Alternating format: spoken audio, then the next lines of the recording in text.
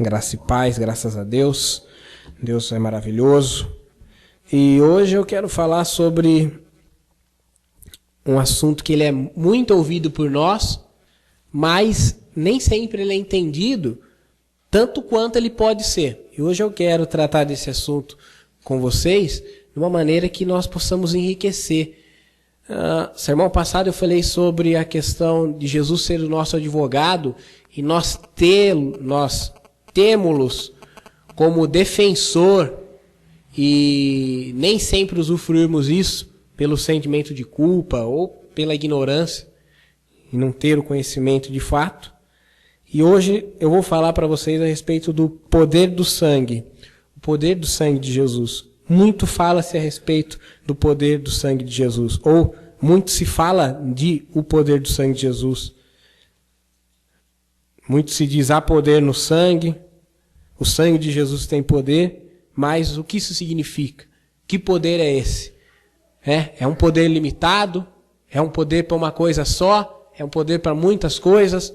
Será que faz tudo quanto dizem que faz? Eu quero discorrer de uma forma, pretendo ser breve e conciso para dizer isso. Quem puder desligar o celular vai ser uma bênção, não é o meu que está tocando, então o meu está desligado. Desligue nesse momento aí que não há ninguém mais importante do que o Senhor Jesus para nós ouvirmos. João 19:34. O Evangelho de Jesus segundo João, capítulo 19, somente o versículo 34.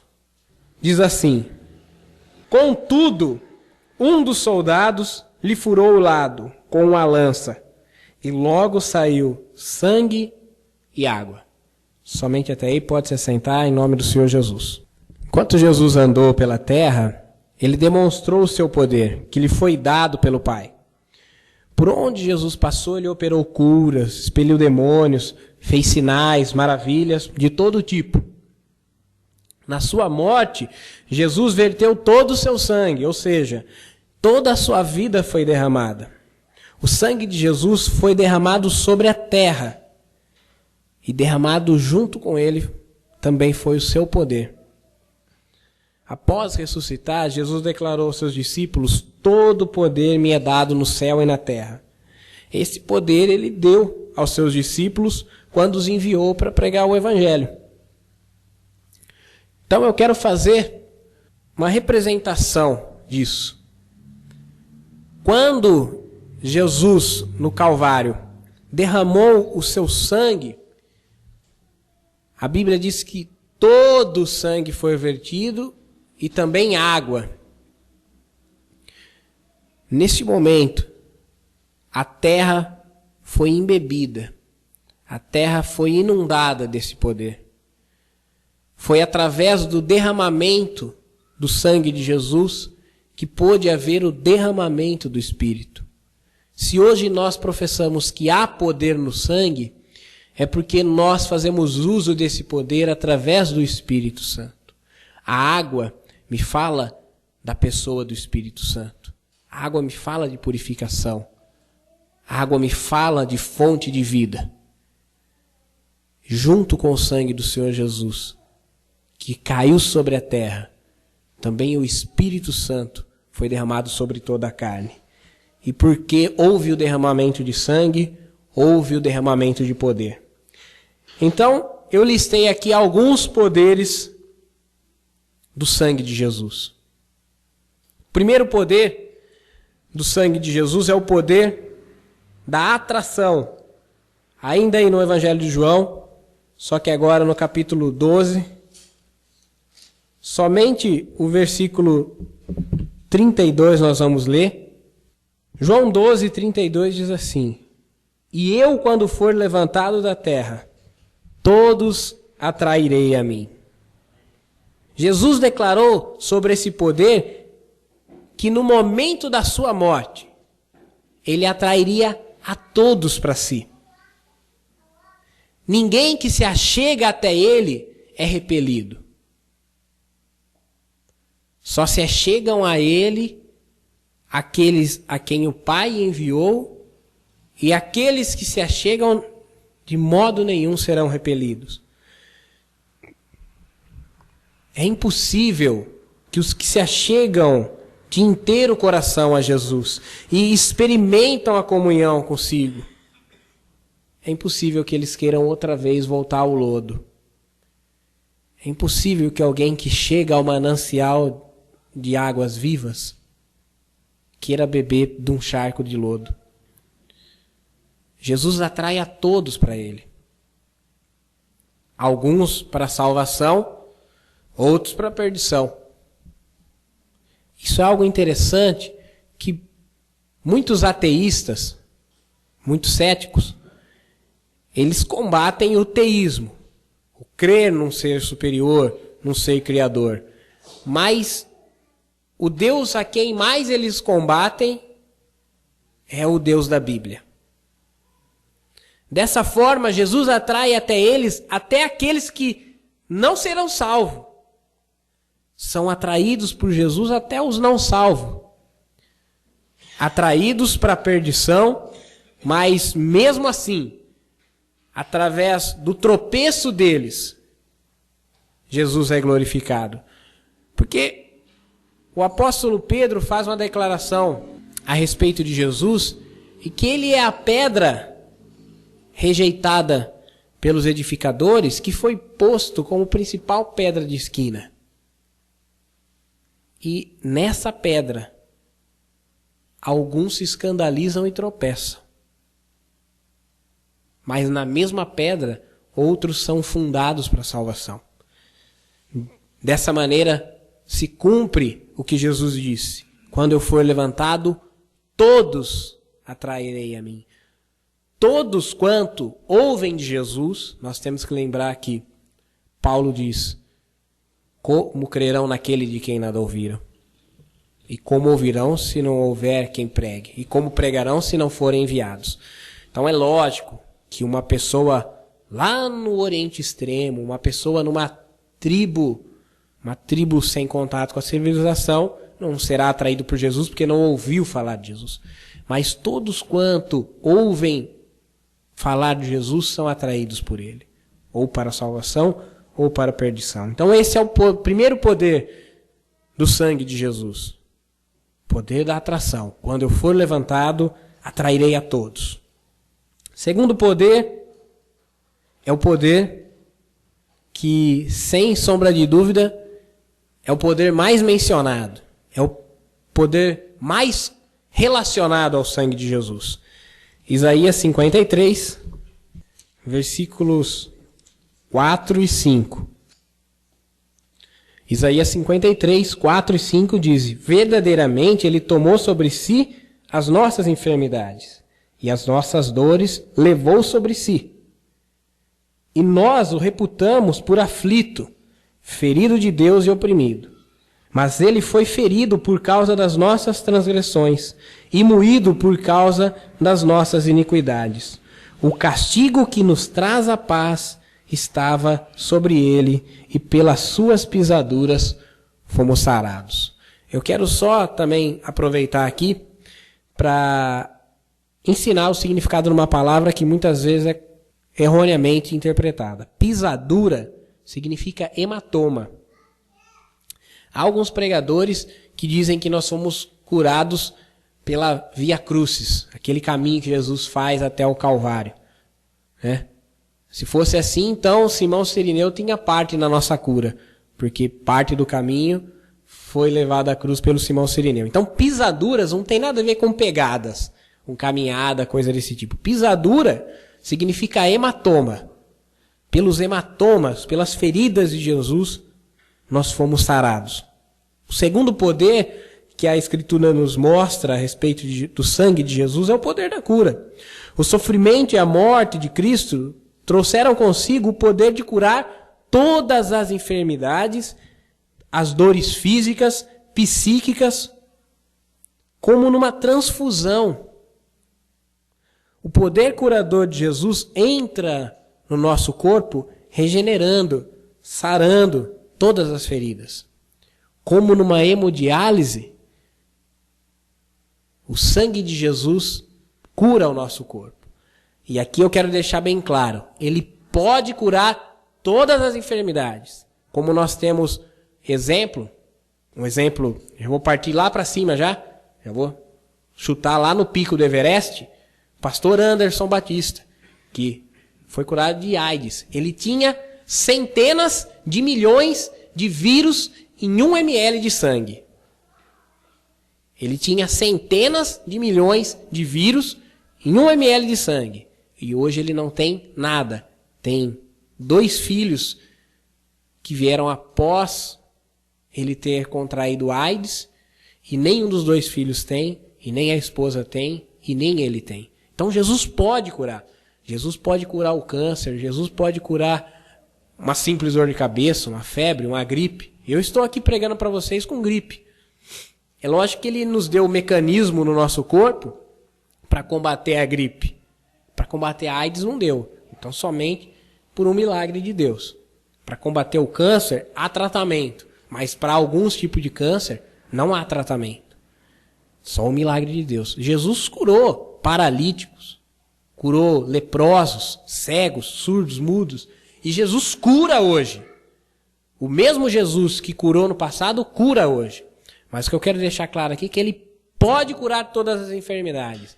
Não quer dizer que ele vá curar todas as enfermidades. Porque senão eu abro um pretexto, eu abro um pressuposto para algum cético dizer, mas se Deus existe, por que existe tantas pessoas morrendo, mesmo fazendo orações? Porque as preces por cura não são todas atendidas. Veja bem, Paulo tinha um espinho na carne, a saber, um enviado de Satanás que todos os dias o esbofeteava. Eu não sei se o espinho na carne era uma enfermidade física. Aparentemente não. Era um enviado de Satanás que todos os dias o esbofeteava. Também creio que não é literalmente uma pessoa que vinha bater em Paulo todos os dias. Eu creio que o espinho na carne de Paulo era uma angústia, por algum motivo que ele não relata. E ele orou 3 vezes a esse respeito. E ele ouviu assim de Deus: Paulo, a minha graça te basta. Eu te salvei, desse por satisfeito. Não vou te curar desse espinho na carne, porque o espinho fui eu que pus. Então eu sei que o espinho na carne, embora não esteja evidente que seja uma doença, eu também sei que não é uma pessoa de fato que vinha bater nele, mas eu sei que doía na carne dele. E eu penso que seja uma angústia tão profunda que causava dores físicas em Paulo. Uma angústia tão profunda que talvez causasse tremores em Paulo. Fraqueza física. Não sei, mas Deus não curou. Não curou a Paulo. E o próprio Jesus disse: certamente me direis esse provérbio: médico, cura-te a ti mesmo. Então, o sangue de Jesus tem poder para curar todas as enfermidades, e ele pode, e ele tem feito isso. E a Bíblia diz: está alguém entre vós enfermo? Traga-os aos presbíteros da igreja, aos anciãos da igreja, e eles ungirão o enfermo, e a oração da fé salvará o enfermo. Então, o segundo poder, e sem sombra de dúvidas, é o principal poder associado ao sangue de Jesus, é o poder de cura. Igualmente associado ao sangue de Jesus, e com certeza sempre é correlacionado com o poder de cura, é o terceiro poder que eu listei aqui, que é o poder da libertação. Sempre que se fala de cura, fala-se muito em cura e libertação. Não que toda cura dependa de uma libertação, e nem toda libertação cure de alguma enfermidade. Porque nem toda enfermidade está ali por conta de um demônio, e nem todo demônio põe enfermidade na vida das pessoas. Há uma relação? Sim. Sempre? Não. Mas o terceiro poder que eu listei aqui é o poder de libertação. E eu quero falar de libertação com uma amplitude um pouco maior do que simplesmente o exorcismo. Expulsar demônios, expelir demônios. Libertação no sentido mais amplo. Gálatas 5, versículo 1, diz assim: estais, pois, firmes na liberdade com que Cristo nos libertou, e não tornei a colocar-vos debaixo do jugo da servidão. Pelo sangue de Jesus, nós também fomos livres. Livres do poder do pecado. Porque aquele que comete pecado é escravo do pecado. Como escravo, o pecador ele recebe flagelos do seu Senhor. Jesus também sofreu açoites, os nossos açoites, para que nós tivéssemos liberdade em espírito. Mesmo o escravo, fazendo tudo aquilo que o seu dono manda, ainda assim o seu dono o açoita. Nós, infelizmente, temos uma realidade histórica no Brasil que foi o regime escravocrata, a escravatura dos negros. Os negros vinham de Angola, do Moçambique, do Congo, vendidos. Lá eles já eram escravos de outros negros. E eles eram usados como moeda de troca entre negros e portugueses. E os portugueses os traziam para o Brasil em condições péssimas, escravizavam realmente, e aqui também os comercializavam, os usavam como moeda de troca, como negócio. E assim, quando uma pessoa se assenhorava daquele escravo, oprimia, usava da sua mão de obra, e ainda assim o maltratava, o flagelava. O pecado faz isso de nós, irmão. Satanás é o agente tentador. Os demônios são os agentes tentadores.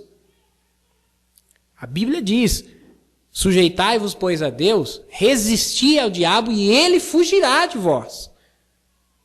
O diabo, ele não quer confrontar alguém que está sujeito a Deus.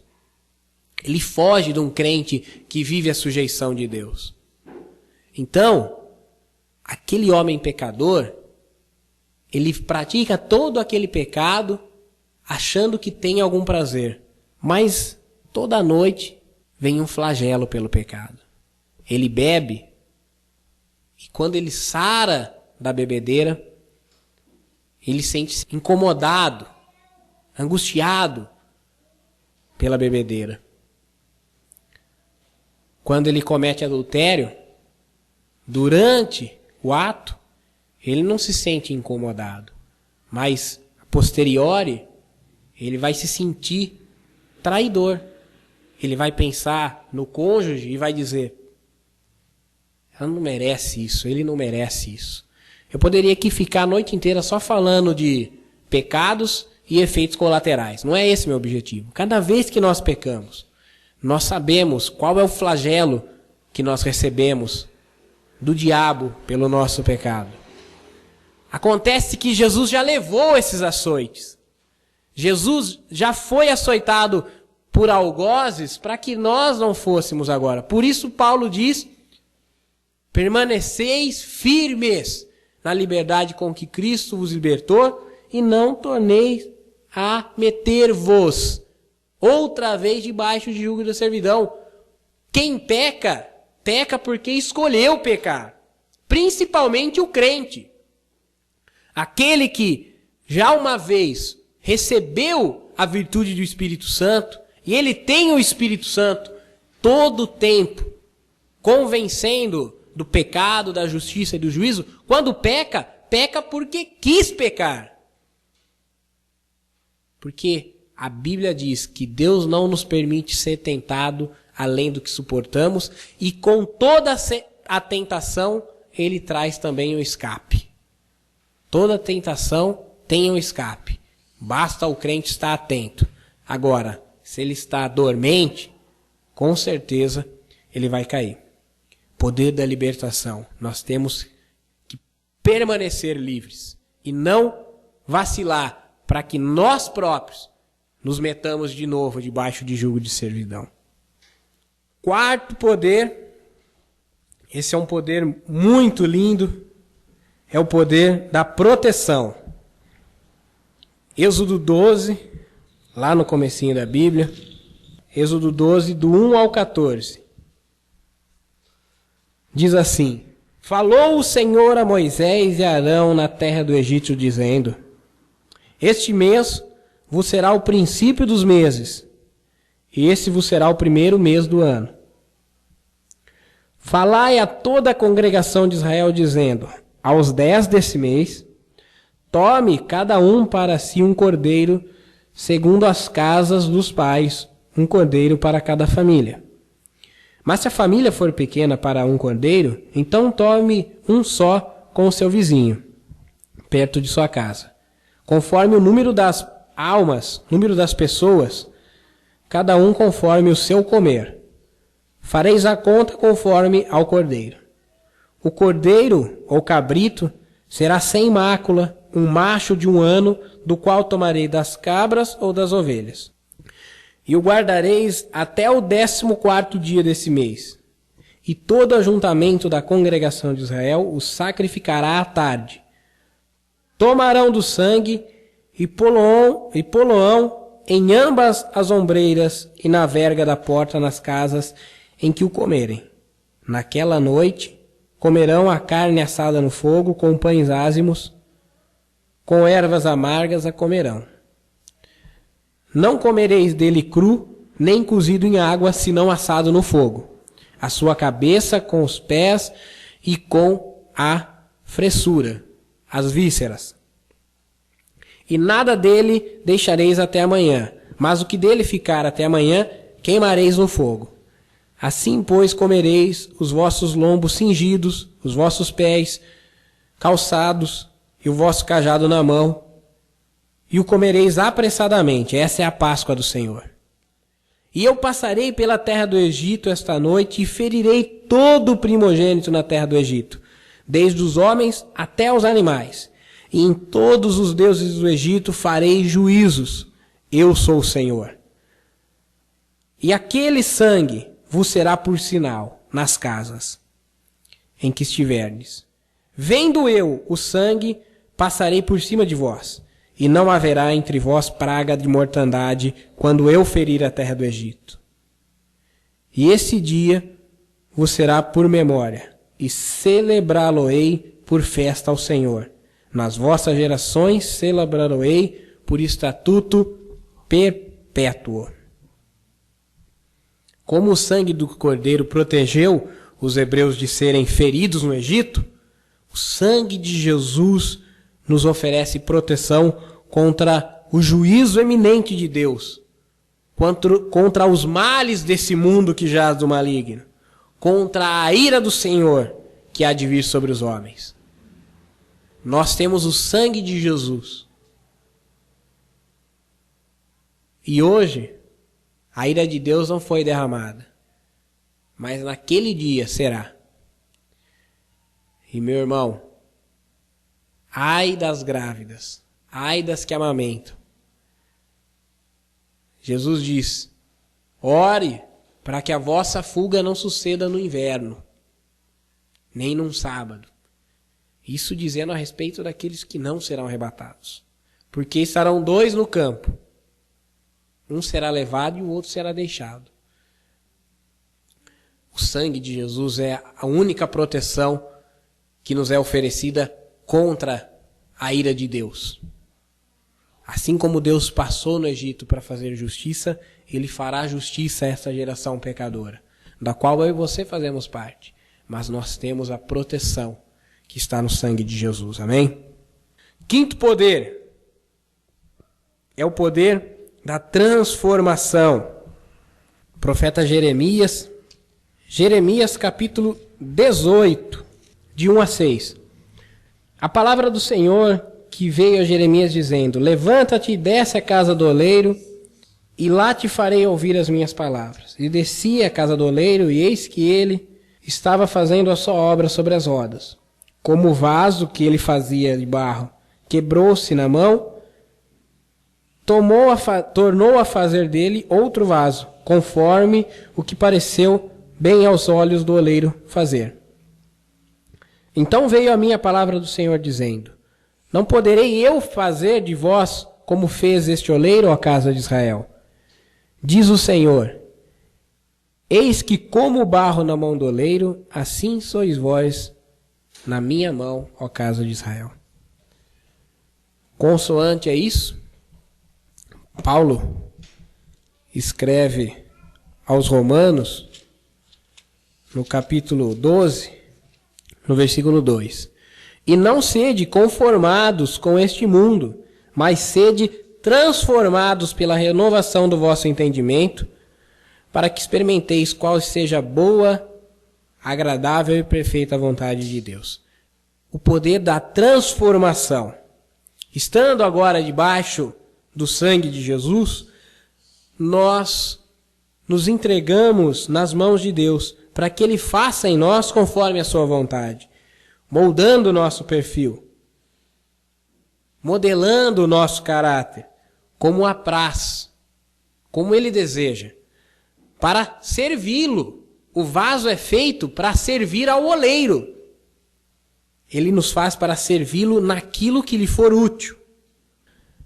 Tem muita gente que pensa que Deus me faz um vaso para eu ser bonito, para eu ser adorno.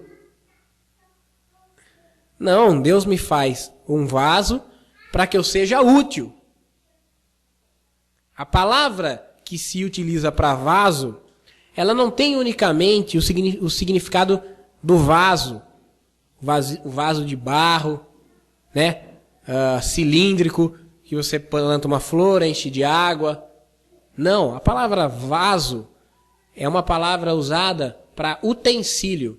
Qualquer utensílio, qualquer mobília, móvel, ferramenta, é chamada de maneira genérica no Antigo Testamento de vaso.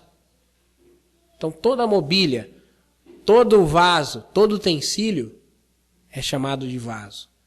É lógico que na visão do oleiro, claramente ele estava vendo um vaso ser feito, um vaso de fato. Mas quando nós dizemos que nós queremos ser vasos, nós temos que primeiramente ser transformados, moldados, conforme a vontade de Deus, para aquilo que for útil a Deus.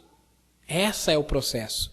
Aqui no texto de Romanos, o termo usado por Paulo, transformado pela renovação do vosso entendimento, é metanoia. Significa uma transformação no pensamento. E não apenas uma adaptação, uma adequação. Não. É uma transformação. É mudar de forma. Deus não faz um conserto, uma gambiarra, um ajuste em mim. Ele me transforma. O material é o mesmo. O barro é o mesmo. A matéria-prima é o mesmo. Quem? Eu, o Tiago. Mas o utensílio, o vaso, aquilo que ele irá fazer pela sua boa, perfeita e agradável vontade, está nas mãos dele decidir. Não tem essa de querer ou não ser vaso. Ele tem poder para me moldar do jeito que ele quiser. Eu não posso resistir a isso. Eu sou massa de Deus. Eu estou sujeito à ação dele. É isso que ele diz a Jeremias. Não posso eu fazer isso? Posso. É uma pergunta retórica. A resposta fica implícita. Não posso eu fazer de vocês como esse oleiro faz com o vaso? Posso. E faço. Faço vasos de honra para misericórdia e faço vasos de ira para a justiça.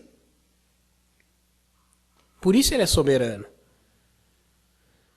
Sexto poder, poder da purificação.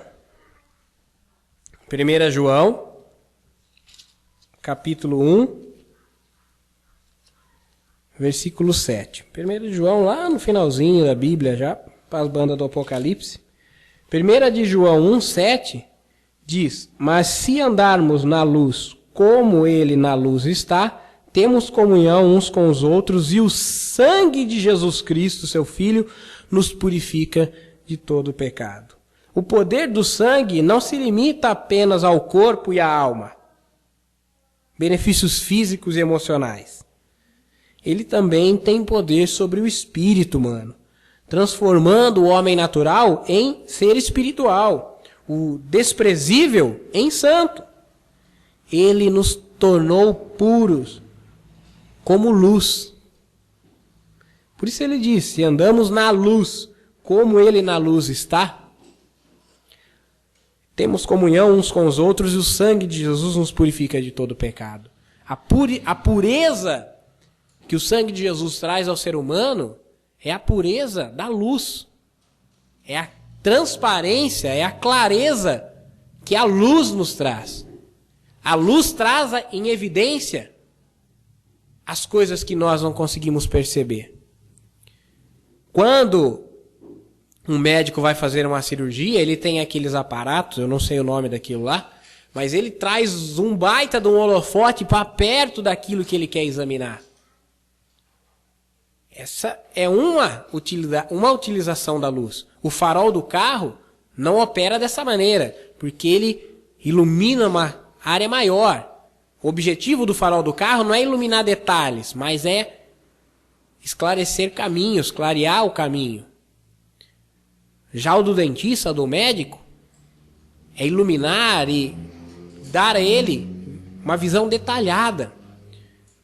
A purificação que nos foi dada pelo sangue de Jesus é uma purificação como a luz, que tanto nos abre a visão, nos permite enxergar o caminho a ser seguido, nos permite ver aquilo que nós não estávamos vendo, como ainda nos permite ver coisas que nós não víamos antes. E a cada dia ver coisas mais minuciosas e mais precisas a respeito da vontade de Deus. O sétimo e último poder que eu listei aqui é o mais importante de todos, é o poder da salvação. É lógico. Efésios, capítulo 1, versículo 7.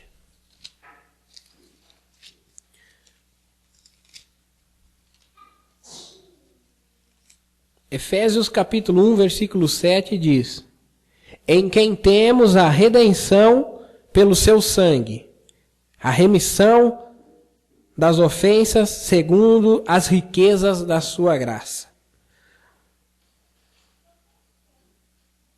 Seu sangue nos deu direito à remissão dos pecados. A morte de Jesus pagou o preço do nosso pecado. O salário do pecado é a morte. Agora, reconciliados com Deus, aguardamos esperançosos o dia em que Ele nos virá, nos buscará para a vida eterna na glória. Então nós viveremos consigo. Então nós estaremos aonde Deus está. E nós seremos um com Deus. O poder mais importante.